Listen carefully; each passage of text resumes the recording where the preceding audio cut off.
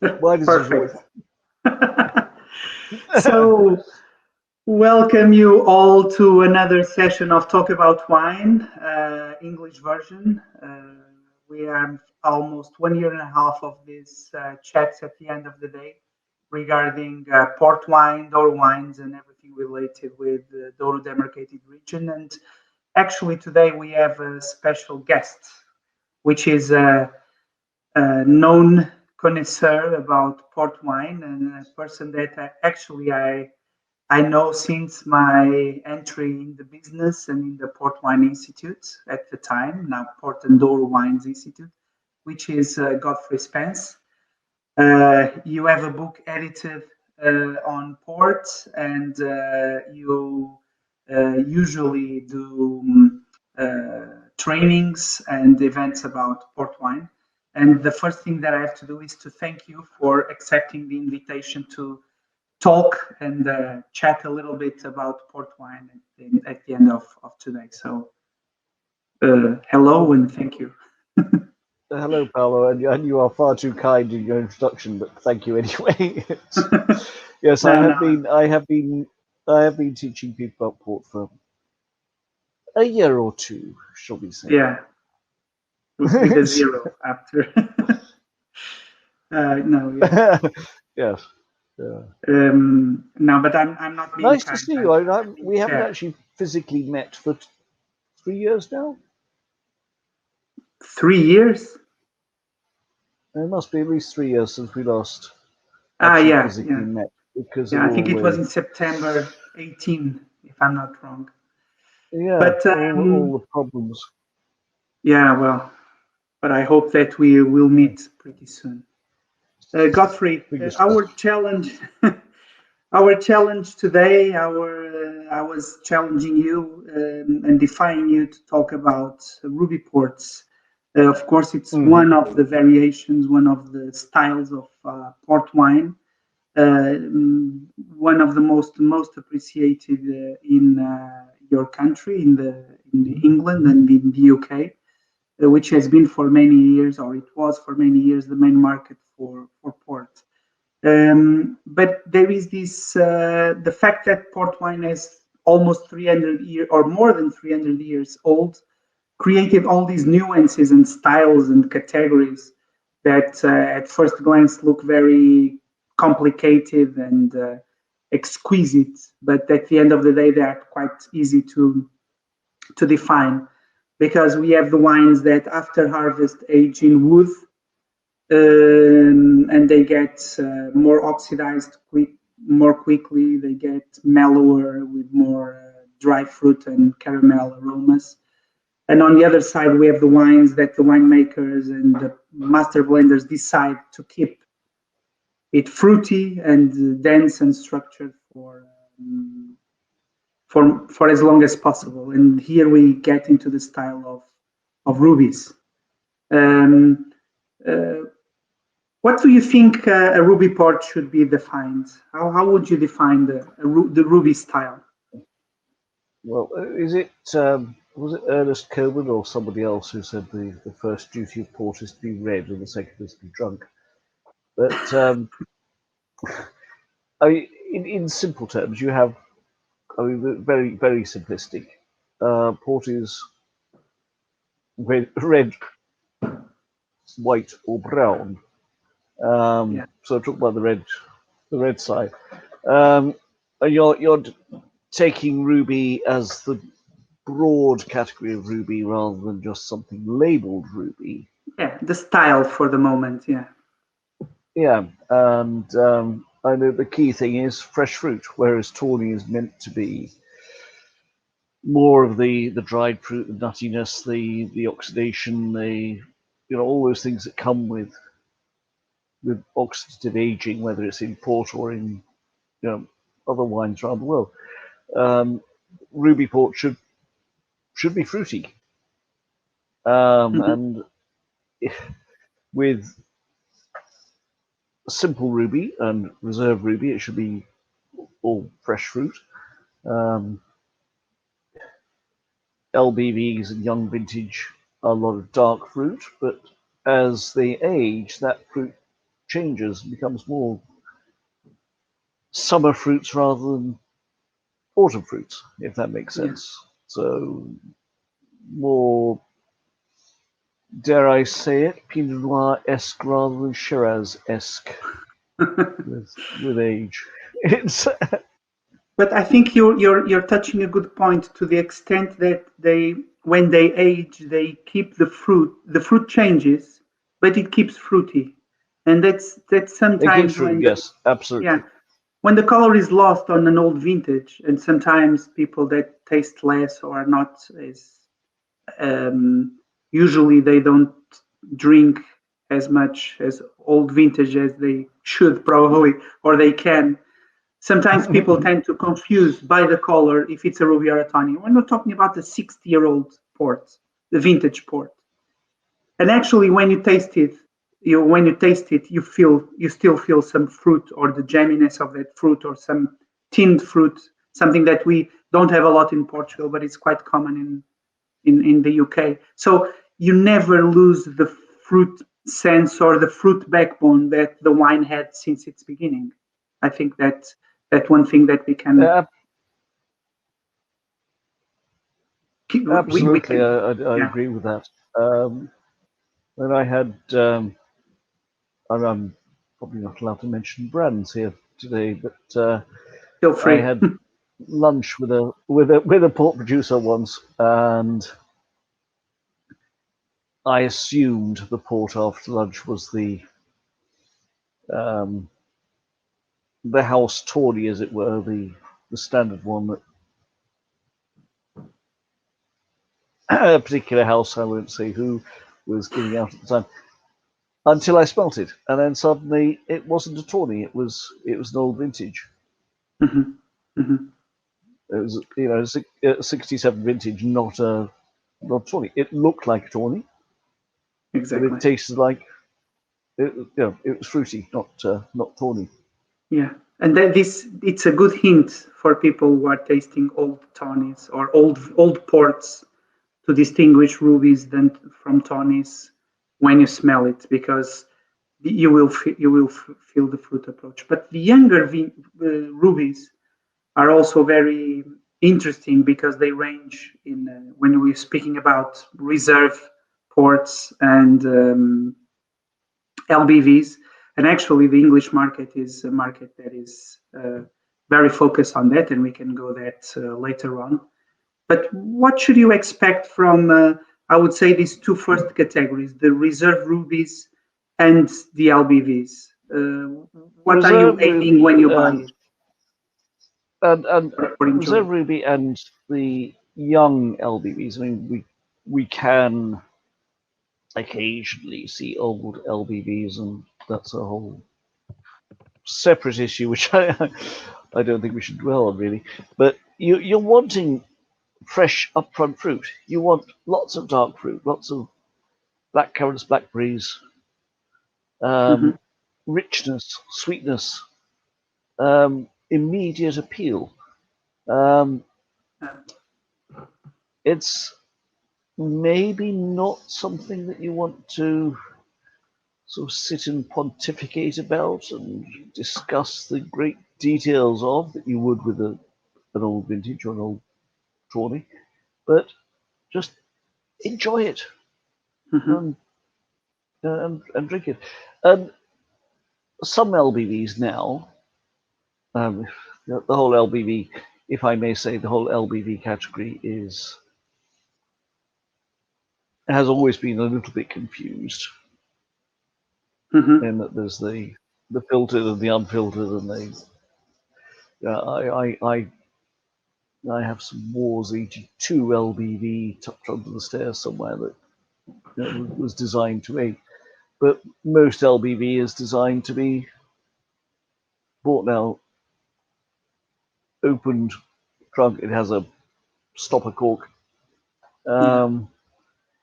And if next time you go to the wine merchant, they've moved on to the 15 instead of the 14 or the whatever, it doesn't matter that much. It's meant to be sort of opened and enjoyed. And Reserve Ruby is the same idea.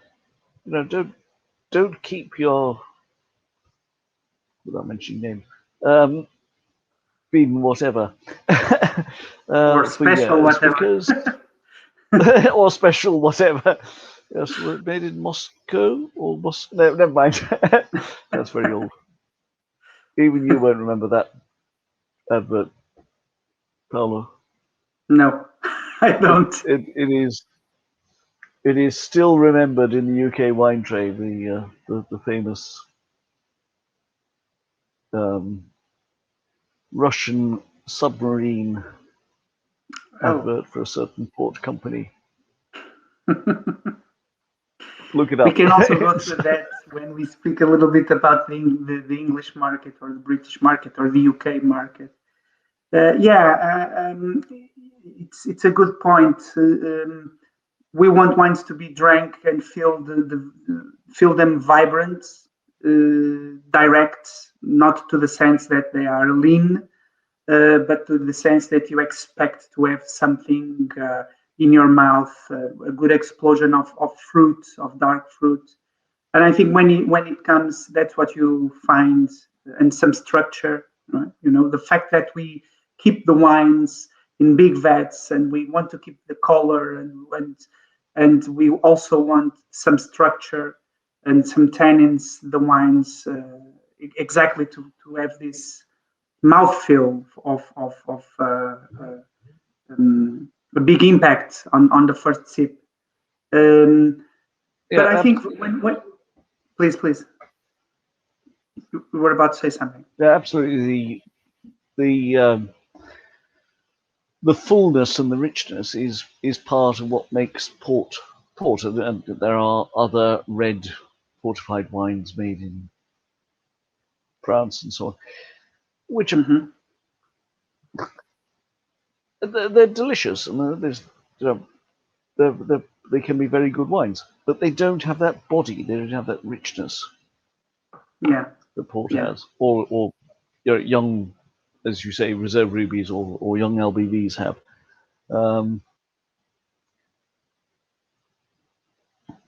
When we arrive on when we get to LBVs, we have two styles of LBV, and also I think the palettes, the flavors and the aromas broaden a little bit. We start having more than red fruits and dark fruits. The wine become a little bit more complex. Do we want to explore that a little bit, the two styles of LBVs, and then what can we find on an LBV by adding something that comes from Ruby Reserve? Yeah, so if you start off with sort of basic Ruby or Ruby Reserve, you are looking at pure fruit, hopefully. Just a clean, fresh, dark fruit, autumnal fruit.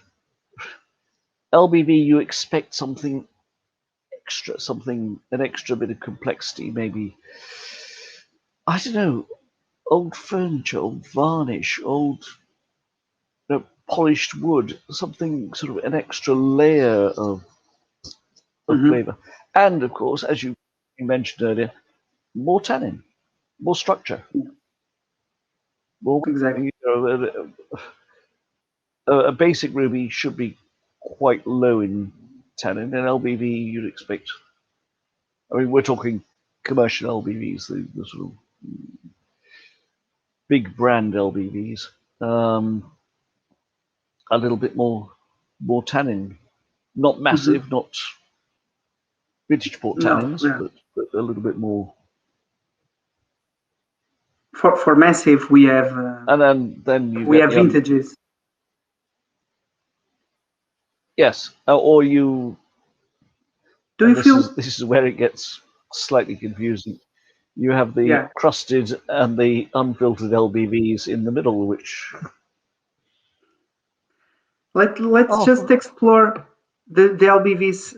A question for you: don't you feel that's the modern enology, the modern modern to this extent that the younger LBVs that are coming to the market, they also have some balsamic and dark chocolate aromas also to join in to the layers also that you have talked, that you expect a little bit more, and this varnish and the wood, but also this approach to more minty, some more mintiness that you will feel a lot probably on very young vintages. But they also are already contributing a little bit more. That I don't know if it's the picking, if it's the winemaking that is also trying to bring, I wouldn't say more complexity, but a more wider approach to the flavors that you find on LBV. I don't know if you feel that from the LBVs that you have been drinking recently on the past years.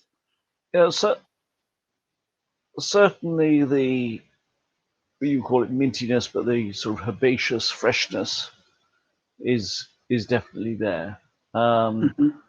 And I think that's, to a large extent, that's just cleanliness. That's just a combination of possibly better vintages. And we all know why, grapes are getting riper, alcohol levels are going up throughout the world. But there's a cleanliness in the winemaking. I've been judging ports in competitions for Many. a while. A while, yeah. And there was a time when you got dirty ports. Now you don't. Yeah. Everything's clean and fresh and lively, and it may be, good or better, but it's not bad. Whereas the average quality is 30 increasing. years ago, the average quality you feel that is coming up. Yes. And also for vintages. It's definitely coming up. And I think, well, I think now there are some LBVs. Again, I won't mention names, but there are certain LBVs in good vintages that are probably as good as vintage was 20, 30 years ago. Yeah. If you, obviously it depends on what the winemaker is aiming for. If you're going for an unfiltered style, that's going to be different from a mass market, I think, in the UK terms, supermarket style. But if we look back, it's very interesting to see two things. First, the great replantation from the 80s and early 90s is now bringing to a point where vineyards and vine roots are completely mature with 30 years.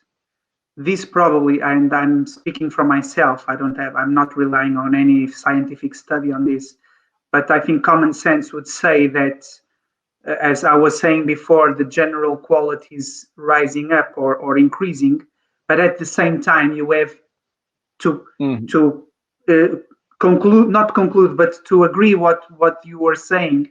The winemaker has more quality grapes to choose from, so probably this will allow him to bring a little bit more on the quality of the average categories, which is the reserves and the LBVs. You also sometimes see reserves that are being marketed very dark and structured. I remember another brand that had the black, as a reserve wine.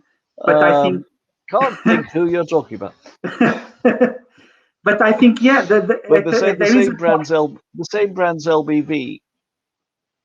That same brand's LBV is vintage quality. Yeah. Really. Yeah. And I think that I would love to. I completely agree with you. Well, I think there is only. If I were to put. Please. If I were to put a bottle of that particular brand's LBV into your tasting panel with you and Bento and the rest of the crowd as a vintage, I suspect you might pass it. Probably, yeah. I And it's wouldn't a say fraction no, of the because price of the vintage. So I think sometimes there are people that are in blind tastings trying to trick other colleagues or people on the tasting, putting LBVs, oh yes, especially traditional, on the middle of vintage ports.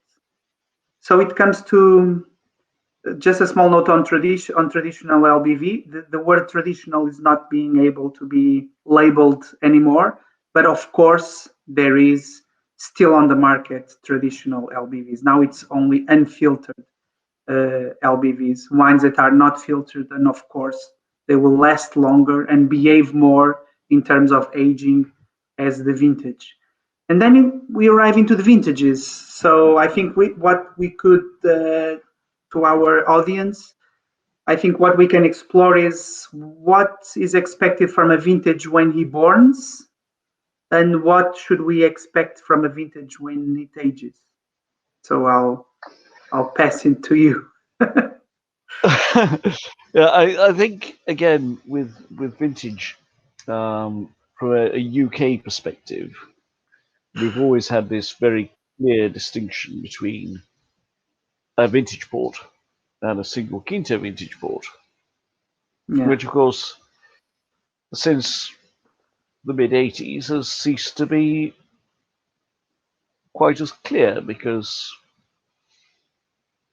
single quintas are now selling their own wines anyway, whereas before they were selling to the big shippers.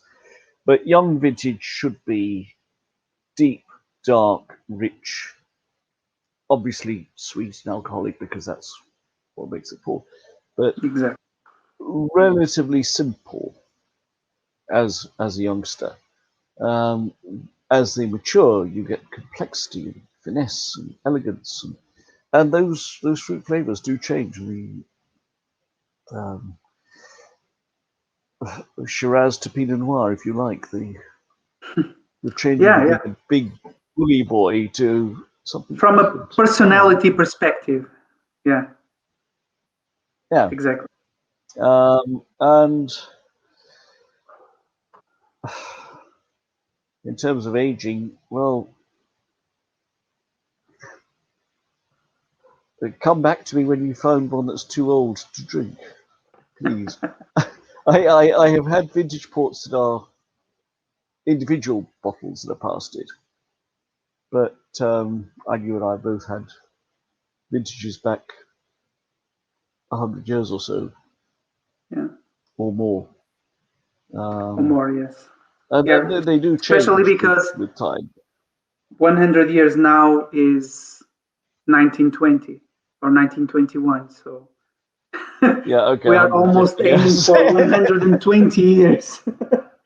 I wouldn't say it's easy Yeah, to find the famous 27, but nevertheless.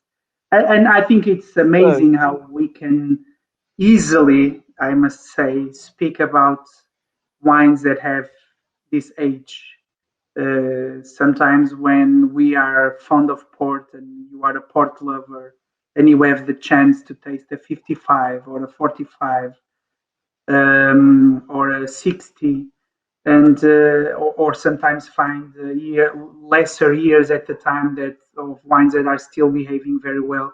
This ability that the wine has, or the potential that the wine has to age, that is very difficult to find. Probably some Rieslings or something that will develop in a different way. But it's amazing how we can have a wine, or how can we have an opportunity to taste wines like this. That when we're talking about, oh, I had an excellent 77, and the wine sometimes is still young, or I wouldn't say young, but still aging.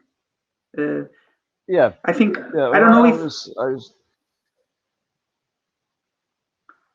Sorry, let's Paulo. let's. I have a question for you when we start talking about the market, but I have two. We should talk about two final categories. The single quintas, which is a vintage wine. For all sakes, it is a vintage. It goes into the institute as a vintage wine. It has to have the same requirements, but actually it comes from special plots inside the estates. So, and you were telling me some days ago that sometimes you get surprised with the quality that the single quintas have towards this idea of deuxième cru. Yes, and I think traditionally with the British houses, dare I say that, as best I can. No, it was always seen. It was always seen as you make vintage port in the classic years, which are maybe 3 times a decade if you're lucky, unless it happens to be the 2000 teens, and then you make it every year. Already on but and then in between, if you are lucky enough and you have the best sites, then you make a single quinta, which will probably mature earlier, and you'll sell for a fraction of the price. So if you have one of the big British houses vintage port, it's going to cost in the UK at the moment £100 or just short of. If you buy a single quinta from the same, the vintages in between from the same house, it's going to cost you a third of that. So you can get Bargelas or Malvados or whatever for a third of the price of Graham's or Taylor's. But of course, now we have single quintas who only make single quintas. The individual, since, what was it, 86 when you joined the 86 EEC, as was. And single quintas were allowed to export their own wine. Strange idea, rather than the old rules were a little bit arcane, weren't they? And of course, they're only making single quintas because that's what they are. Exactly. So the whole thing has changed. Probably we have a sense of terroir as you had on the Noval Nacional, or some another sense of terroir, and not the style of the house a little bit, as we can find on the flagships. So we the opposite side of that is we now have single quintas in vintage years, but from specific plots. So we have the stone terraces, or we have the, as you say, Nacional, which has always been the most prestigious, if you like, which is single quinta, but it's not even single quinta, it's individual bits of single quintas. Yeah, it's the expression of a plot. Whether it is better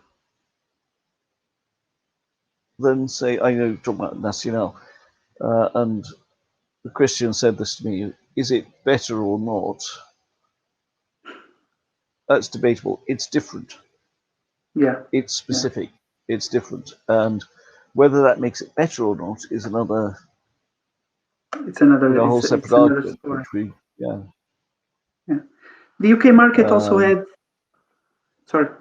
crusteds. We should talk about crusted, which is a wine that is intended to be also powerful and rich, almost like a vintage like wine, but doesn't come with a labeled year. So actually it's a blend of different years. How should we put crusted into this puzzle? Well, I just to confuse my students, for many years I've always described crusted port as being non-vintage vintage. And I think it's a direct and fair explanation. Yeah.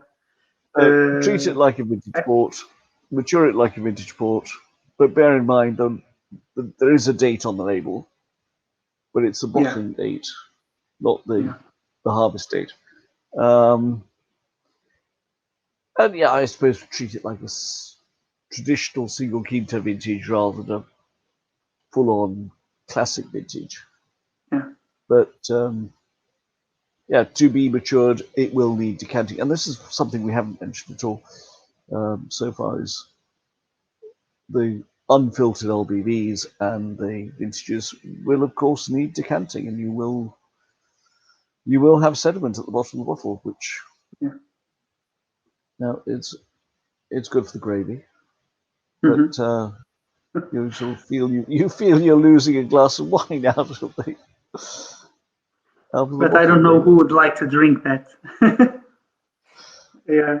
Well, no, you drink it through clenched teeth and filter it out. Exactly.